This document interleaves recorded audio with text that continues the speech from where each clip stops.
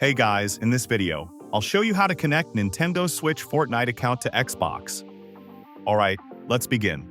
First, open any type of preferred browser on your PC and search for Epic Games.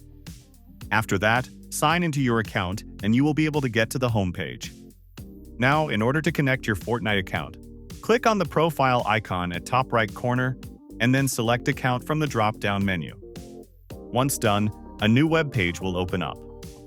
Here, get to the Apps and Connections tab from the left side menu, and you will be able to see all of the platforms available for connection. Simply locate Xbox inside it, and then click on the Connect button. After that, sign into the Xbox account, and you'll be good to go. So that's basically how you can connect Nintendo Switch Fortnite account to Xbox. And that's it for this video. If you find this helpful, consider subscribing and giving this a big thumbs up. Thanks.